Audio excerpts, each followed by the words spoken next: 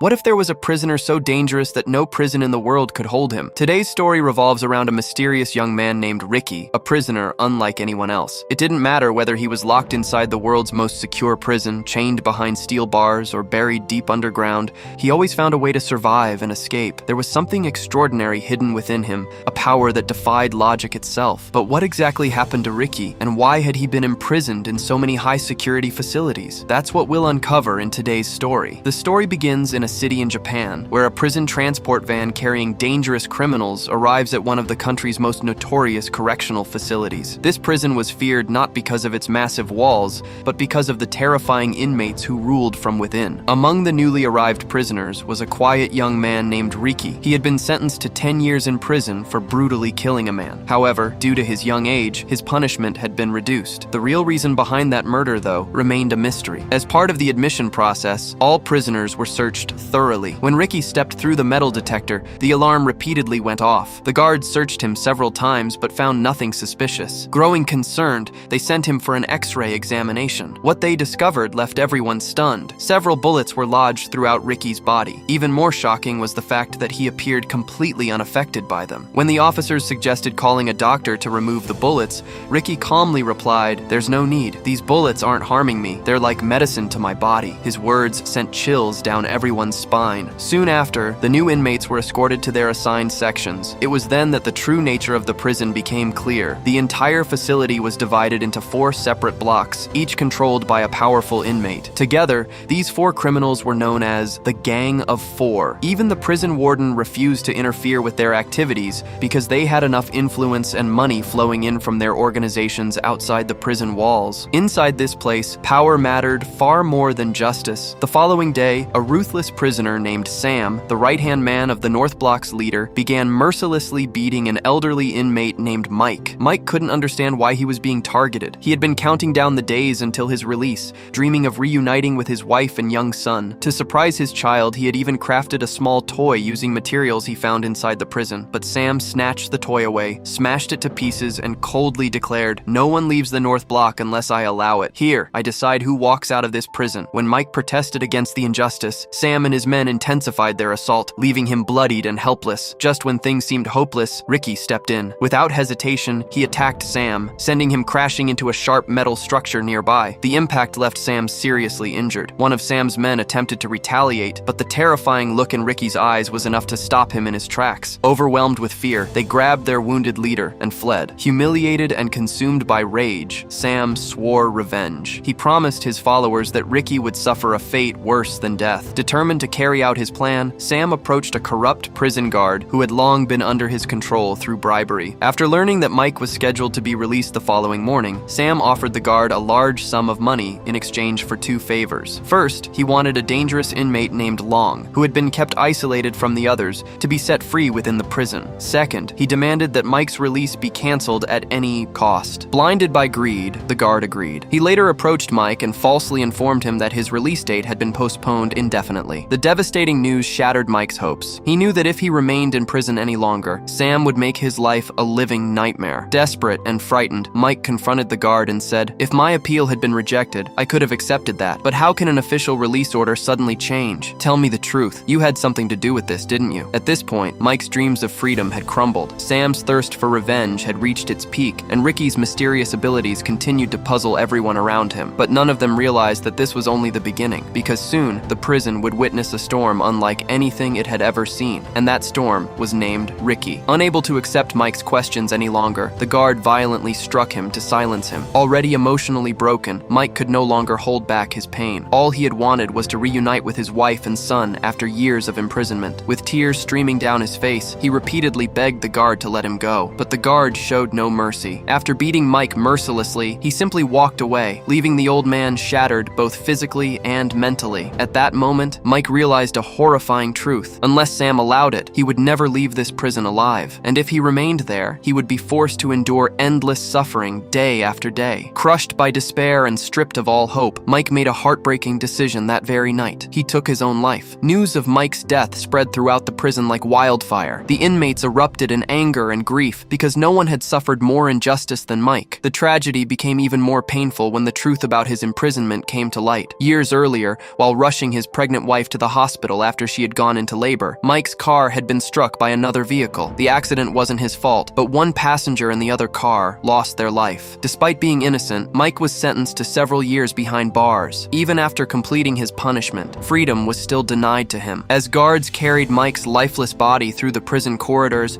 Riki noticed something deeply disturbing. Mike's hands were still bound in handcuffs. Unable to contain his anger, Riki confronted the guards. "Are you even human?" he asked coldly. "The man suffered enough while he was alive, and even in death you continue to treat him like a criminal." Without waiting for an answer, Riki grabbed the handcuffs and effortlessly snapped the thick metal restraints apart with his bare hands. The guards stood frozen in disbelief. None of them could understand how someone could possess such terrifying strength. Riki then picked up the small toy Mike had made for his son, the same toy Sam had cruelly destroyed. After carefully repairing it, he placed it beside Mike's body, hoping it would bring peace to the old man's soul. Though Riki rarely showed emotion, Mike's fate had deeply affected him. More than sadness, however, he felt overwhelming rage towards Sam and the people responsible for pushing an innocent man to such a tragic end. The next morning, the prisoners gathered in the washroom for their daily routine. Riki was among them. As he stood there, Sam approached him with a sinister expression, clearly plotting something. Moments later, after most of the inmates had left, another prisoner entered the room. His name was Long. Unlike the others, Long was always kept restrained because of his enormous size and monstrous strength. He was treated more like a wild beast than a human being. It was Sam who had bribed the guards to release Long, hoping he would eliminate Riki once and for all. Without warning, Long launched a devastating punch that sent Riki flying across the room. But Riki quickly regained his footing. A fierce battle erupted between the two powerhouses. In a shocking display of strength, Riki drove his fist into Long's abdomen with such force that it pierced straight through his body. Long collapsed instantly, dead before he even hit the ground. It became painfully clear that Riki possessed abilities far beyond those of an ordinary human being. However, the fight wasn't over. Seizing the opportunity, Sam grabbed a heavy steel cutter and plunged it directly into Riki's arm. Any normal person would have screamed in agony, but Riki remained calm. He slowly pulled the weapon out of his own flesh, turned towards Sam, and drove it back into Sam's arm, shattering the bones instantly. Throughout the entire ordeal, the prison guards simply watched. Having accepted Sam's bribes long ago, they refused to interfere. But this time, Sam had pushed Riki too far. Consumed by anger over Mike's death, Riki delivered one final punch powerful enough to tear through Sam's body, killing him on the spot. The guards were horrified. They finally understood just how dangerous Riki truly was. This wasn't merely a strong prisoner, he was a force of nature. Fearing what he might do next, the guards restrained him and transferred him to a specially designed isolation cell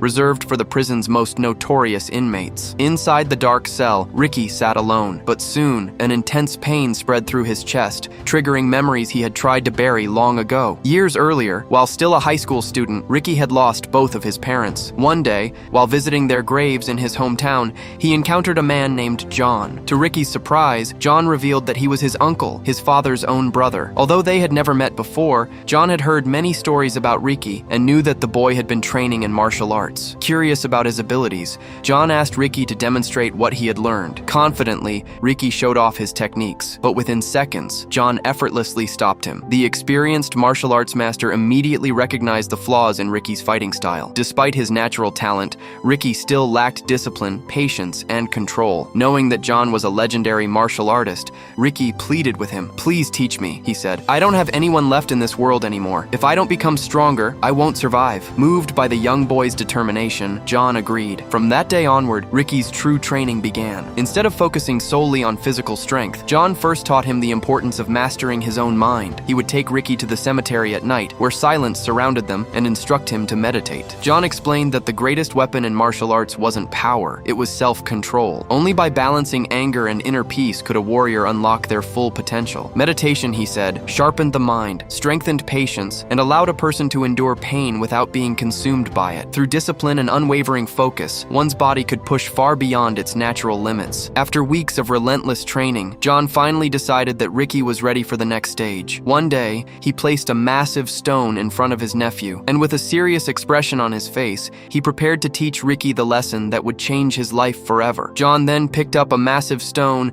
and effortlessly shattered a portion of it with a single strike. Looking directly into Riki's eyes, he said, "True strength isn't about muscles alone. Gather every ounce of energy within you, focus it into one point, and show me what you're capable of." Inspired by his uncle's words, Riki stood before the stone and concentrated all of his strength into one powerful blow. To his own shown disbelief. The stone cracked apart instantly. For a moment, even Riki couldn't believe what he had just done. Seeing this, John began hurling one stone after another toward him. Each time, Riki responded with incredible precision, smashing every rock into pieces. Finally, John brought out an enormous boulder and launched it straight at him. Instead of stepping aside, Riki faced it head-on. Channeling the power throughout his entire body, he shattered the giant rock using the strength of his chest and ribs. John couldn't hide his pride. In such a short time, Riki had developed extraordinary abilities that very few martial artists could ever achieve. The story then shifts back to the present. Inside his isolated prison cell, Riki sat in complete silence, practicing meditation exactly as John had taught him years ago. But his peace didn't last long. A group of guards arrived and escorted him to meet the prison's deputy director, a cruel and corrupt man named Martin. Martin wasn't interested in justice. Like many others in the prison system, he had sold his conscience for money and power. Curious about the prisoner who had killed both Sam and Long, Martin ordered one of the guards to read Riki's file aloud. According to the report, Riki had grown up as an orphan and spent most of his childhood in an orphanage. He struggled academically and was eventually transferred from a regular school to a music academy. However, there was a mysterious 2-year period during which Riki had completely disappeared without a trace. Later, he resurfaced after getting involved in a violent confrontation with a notorious gang,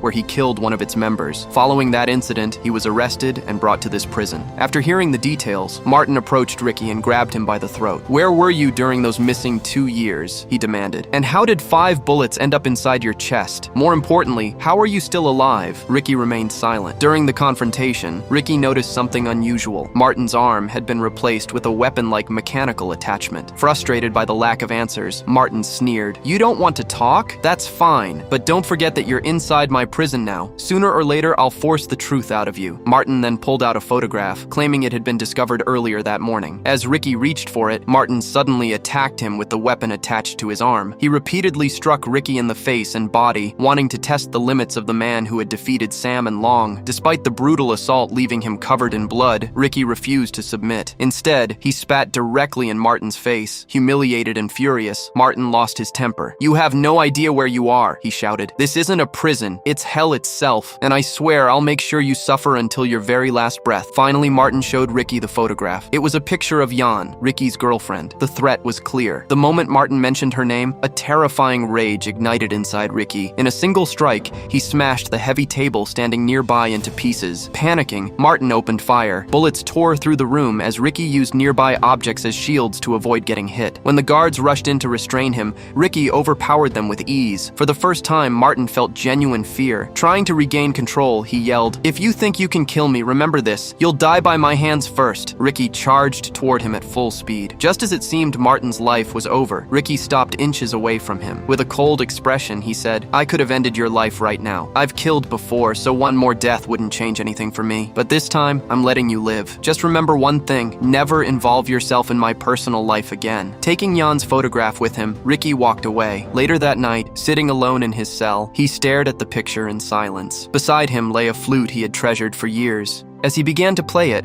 memories of Jan flooded his mind. Jan had brought light into Riki's dark world. The happiest moments of his life had been spent with her. Remembering her smile, their conversations, and the peaceful days they shared together, Riki found himself overwhelmed with emotion. But even those memories were interrupted when a guard arrived and ordered him to stop playing. The following morning, the prison atmosphere grew tense once again. One of Sam's former followers was wandering through the prison when a group of inmates surrounded him. These were the very prisoners Sam had tormented for years. Now that Sam was dead, they wanted revenge. Among them was a prisoner named Koa, who was determined to kill the man on the spot. However, before things could escalate, Leo, the newly appointed governor of the North Section, stepped in. He warned Koa that acting out of anger would only extend his sentence and destroy any hope of freedom. "You all know the rules of this prison," Leo said. "Only the governor has the authority to decide punishment here." But Koa refused to back down. "What use is your authority if you couldn't protect innocent prisoners?" he argued. "When Sam was torturing people and driving Mike to his death, where were you? Why should someone as useless as you hold this power?" Those words struck a nerve. Consumed by rage, Leo killed Koa right then and there. At that exact moment, Martin arrived at the scene. Instead of condemning Leo's actions, he congratulated him. "You did the right thing," Martin said with a twisted smile. He personally arranged for Koa's body to be removed. Later that same day, Martin summoned Leo to his office. Handing him a weapon, he praised him for being a brave and capable prisoner. But Martin wasn't rewarding loyalty out of kindness. He had another plan in mind. And once again, that plan revolved around only one man, Riki. Martin believed that Leo had earned his position as the governor of the North Section because of his strength and ruthlessness. But now, according to Martin, Leo had to prove his loyalty one more time. Just as he had killed Koa without hesitation, he would now have to eliminate Riki as well. Hearing this, Leo couldn't hide the fear in his eyes. He knew better than anyone that Riki wasn't an ordinary prisoner. The man had already defeated monsters like Sam and Long. Fighting him was one thing, but killing him was an entirely different challenge. Even so, with no other option left, Leo agreed. Soon, the prison courtyard became the stage for another brutal confrontation. Koa's lifeless body had been hung publicly as a warning to the other inmates. Standing silently in front of it was Riki, his expression unreadable. It was then that Leo stepped forward to challenge him. The fight began immediately. Leo attacked from every angle, using different techniques to catch Riki off guard, yet Riki managed to evade most of the strikes with remarkable ease. However, Leo was no weak opponent. Eventually, he succeeded in landing a few powerful hits. Behind the prison barriers, countless inmates had gathered to witness the battle. Unlike before, they weren't watching out of fear. They were cheering for Riki. To them, Riki represented something they had long forgotten: hope. He was the only prisoner courageous enough to stand against the corruption that had turned their lives into a nightmare. Hearing the inmates call out his name reignited the fire burning inside Riki. Mike's death, Koa's sacrifice, and Martin's cruelty all fueled his determination. This time, he fought back with everything he had. Despite Leo's immense strength, he gradually found himself being overpowered. Realizing he couldn't win through brute force alone, Leo resorted to dirty tactics. Scooping up dirt from the ground, he threw it directly into Riki's eyes. Temporarily blinded, Riki struggled to defend himself. Taking advantage of the situation, Leo grabbed a sharp weapon and launched a vicious assault. Backing away under the relentless attacks, Riki eventually crashed into a large water pipe connected to one of the prison's tanks. Thinking he had gained the upper hand, Leo pressed forward, but Riki suddenly struck the pipe with his elbow,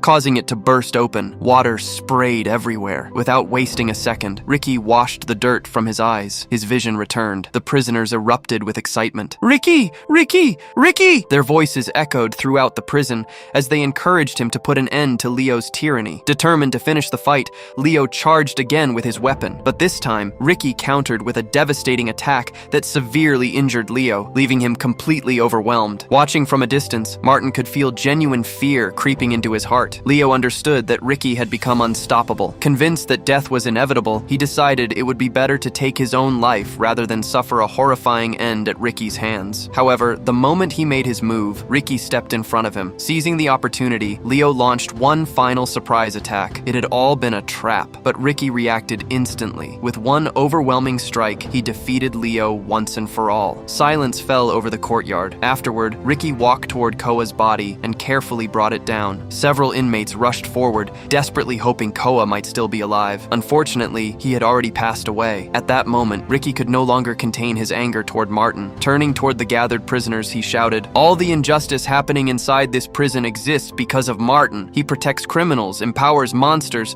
and turns innocent people's lives into hell." His words ignited a spark among the inmates. Years of fear transformed into rage. They began moving toward Martin, yelling, "You've tortured us long enough, but we're not afraid anymore, because now we have Riki." Just as the situation threatened to spiral out of control, a hidden door suddenly opened. Out stepped a mysterious prisoner. He was one of the infamous members of the Gang of Four. His name was Takamoto. Unlike ordinary fighters, Takamoto possessed extraordinary speed and agility, allowing him to move across the battlefield with terrifying efficiency. Combined with his immense physical strength, he was one of the prison's deadliest individuals. Without hesitation, Takamoto attacked. Several prisoners were killed within moments in a horrifying fashion, forcing the others to retreat in fear. Now, only 3 members of the Gang of Four remained. Taking advantage of the situation, Martin introduced them one by one. Takamoto, ruler of the Western Section; Tyne, governor of the Eastern Section; Rex, leader of the Southern Section. Each of them was a fearsome warrior in their own right. Martin then looked directly at Riki and mocked him. "You think you're strong? Compared to these 3, you're nothing. If you truly want me to acknowledge your strength, defeat all of them." The inmates immediately began cheering for Riki. "Don't fight alone! We'll stand beside you!" Many prisoners stepped forward, prepared to battle against the remaining governors. But Riki had no intention of dragging others into another bloodbath. Lifting Koa's body onto his shoulder, he quietly walked away without responding. At that moment, Martin made him an offer. Since Leo was dead, the position of North Section governor had become vacant. "Take Leo's place," Martin said. "Become the governor of the North Section. No one in this prison is more qualified than you." you?" Riki didn't even bother answering. Without another word, he continued walking. Meanwhile, someone had been observing everything from afar. A young prisoner named Alan. What shocked Riki was the truth behind Alan's identity. Alan was Leo's son. Despite having killed Leo, Riki noticed the loneliness and sadness in the boy's eyes. Wanting to comfort him, Riki approached Alan later that day. Holding up a leaf, he asked, "Did you know you can create beautiful music with something as simple as this?" Alan, innocent by nature, looked down sadly. He explained that he had no tongue. Years earlier, Martin had cut it out to keep a terrible secret from being exposed. Hearing this revelation, Riki was horrified. He had already known Martin was cruel, but this proved that the deputy director was capable of unimaginable evil. Riki then handed Alan his own flute. "You don't need a tongue to appreciate music," he said softly. "Whenever life becomes too painful, let music ease your heart. That's what I do." Alan's face brightened for the first time in a long while. In return, he offered Riki several unusual-looking leaves. However, the moment Riki examined them closely, his expression changed. "Where did you get these?" he asked. Alan pointed toward the western section. Those leaves weren't ordinary plants. They were drugs secretly cultivated within the prison itself. Suddenly, the pieces started falling into place. Elsewhere, hidden in the shadows, Takamoto had been watching the entire conversation unfold. As governor of the western section, he knew better than anyone what Riki had just discovered. Takamoto immediately sought out Rex and Tyne. With a serious expression, he informed them, "Riki knows about the drug operation now, and Alan is the one who told him." And just like that, both Riki and Alan became targets of the prison's deadliest alliance. Because in this prison, uncovering the truth was often more dangerous than committing a crime. Meanwhile,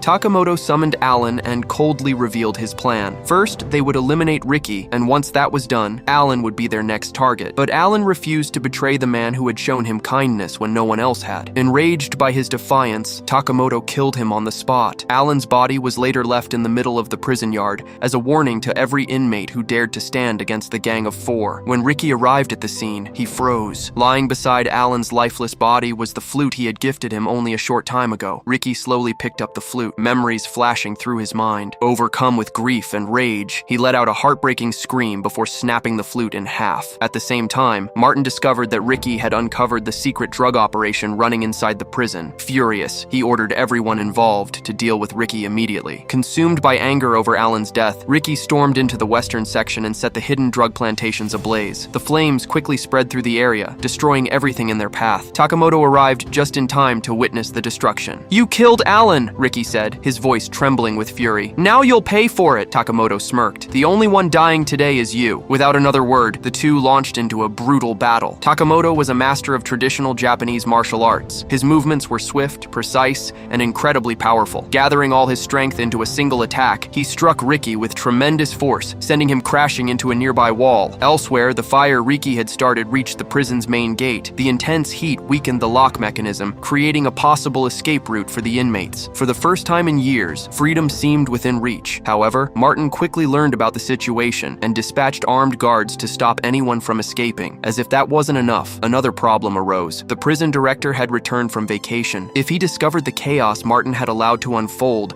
Martin's entire career would be ruined. Desperate to regain control, he issued a zero-alarm warning, ordering the prison to be secured immediately. Meanwhile, Riki lay injured and exhausted after his fight with Takamoto. At that moment, he remembered one of Uncle John's teachings. When you're close to defeat, sometimes appearing weak is the best strategy. Your enemy will lower their guard, giving you the chance to gather your strength and strike back. Following that advice, Riki pretended to surrender while secretly focusing his energy. But before he could act, Rex appeared. Rex possessed a terrifying ability to manipulate ropes with incredible precision. Wrapping one tightly around Riki's neck, he declared that he wouldn't allow anyone else to kill Riki before facing him personally. Suddenly, the prison alarms echoed throughout the facility. Through the loudspeakers came a chilling order. All inmates must return to their cells within 1 minute. Anyone remaining outside will be shot on sight. Takamoto obeyed immediately, but Tyne refused. He wanted to kill Riki with his own hands. Before he could continue the fight, gunfire erupted around the prison. Forced to retreat, the inmates scattered in every direction. However, Tyne dragged Riki into a nearby cell. Martin saw this as the perfect opportunity. Secretly activating the cell's death mechanism, he opened both sides of the chamber, causing liquid cement to pour inside. Martin didn't care if Tyne died. All he wanted was Riki's death before the director discovered the truth. Trapped inside, both men struggled as the cement hardened around them. Despite the overwhelming pressure, Riki shattered the steel door and rescued Tyne before escaping. Watching this unfold, Martin finally realized something unexpected. Riki wasn't a monster. Deep down, he was a genuinely compassionate person, but Martin didn't care. Human lives had never meant anything to him. The cement weighed heavily on both fighters. Unable to endure the strain any longer, Riki eventually collapsed unconscious. Martin immediately ordered the guards to capture him. The next morning, the prison warden arrived for an inspection. Accompanying him was his spoiled son, Wang. It soon became clear that the true mastermind behind the prison's corruption wasn't Martin, it was the warden himself. Martin informed him that a prisoner named Riki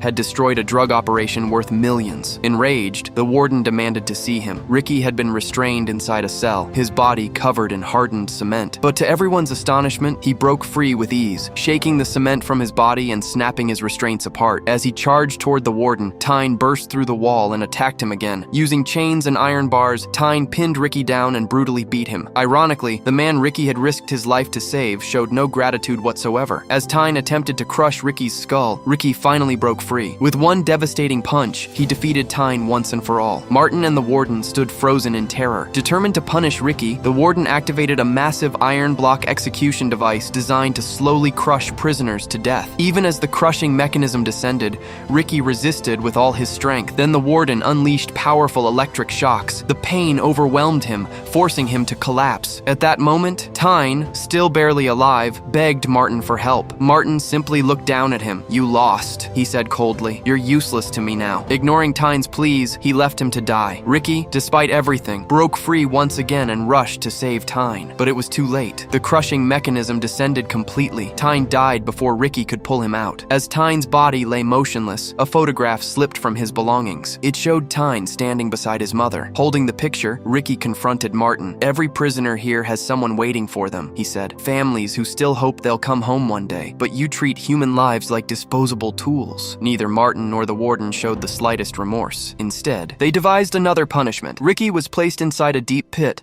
while all the prisoners were forced to gather around. The warden ordered them to bury Riki alive. 2 inmates refused. They had too much respect for Riki. The warden executed them without hesitation. Terrified, the remaining prisoners obeyed. One by one, they covered Riki with dirt, apologizing through tears as they did so. The warden announced that if Riki somehow survived 7 days underground, he would be granted his freedom. Martin installed a bamboo breathing pipe so Riki could stay alive long enough to suffer. The inmates spent the following days worrying about him. Meanwhile, Rex and Takamoto secretly blocked Riki's breathing tube, hoping to finish him off. Yet even buried beneath the earth, Riki refused to die. During those agonizing days, memories of Yan resurfaced. Years earlier, Yan had witnessed several men dealing drugs near her school. To silence her, they abducted her and brought her before their boss. Desperate to escape, Yan fled onto a rooftop. In her panic, she fell to her death. The tragedy shattered Riki completely. Eventually, he tracked down the man responsible. The criminal fired 5 bullets directly into Riki's chest, yet Riki kept moving. Overwhelmed by grief and rage, he killed the man who had taken away the only person he truly loved. That act led to his arrest and imprisonment. After 7 days underground, Riki was finally unearthed. Everyone assumed he was dead. Then, to the amazement of every inmate present, Riki opened his eyes. He snapped his chains apart and stood once more. The prisoners erupted in celebration. However, Takamoto immediately attacked him. Weak from starvation and exhaustion, Riki lost consciousness. When he awoke, he found himself trapped within a cage of iron. The warden approached him. "I've never met anyone as extraordinary as you," he admitted. "Forget the past. Join me. I need someone like you by my side." Riki stared at him. "I'd rather die than stand with people like you." Furious, Rex and Takamoto began torturing him. Blades were forced into Riki's mouth before it was sealed shut with tape. Even then, he refused to surrender. When the tape was removed, Riki expelled the blades and fought back once again. Later, a sympathetic inmate secretly brought Riki food and encouraged him not to give up. When Martin discovered this act of kindness, he murdered the prisoner and dragged the body before Riki. But by then, Riki had already escaped. Driven by fury, he attacked Martin and left him helpless. Learning that Martin had killed yet another innocent prisoner pushed Riki beyond his limits. Together with the inmates, he brought Martin before the warden. In a shocking twist, the warden eliminated Martin himself, discarding him like a broken tool. Soon after, Rex and Takamoto returned for one final confrontation. A fierce battle erupted. Despite all their weapons and tricks, they couldn't stop Riki. Takamoto was ultimately defeated, while Rex fled in terror. Finally, Riki confronted the true architect of the prison's cruelty, the warden. After an intense showdown, the tyrant met his end. Carrying proof that the nightmare was over, Riki stood before the prisoners one last time. Then he turned toward the prison walls. With a single earth-shaking strike, he shattered the massive barrier that had imprisoned countless innocent souls. Looking back at the inmates, he said, "From this moment on, you're free. No one will ever force you to endure this suffering again." As the prisoners stepped toward freedom, Riki quietly walked away from the ruins behind him. He had lost his family, his love, and much of himself along the way. Yet despite everything, he never stopped fighting for what was right. And with that, the story of the unstoppable prisoner came to an unforgettable end, leaving Riki to continue his journey toward an unknown future.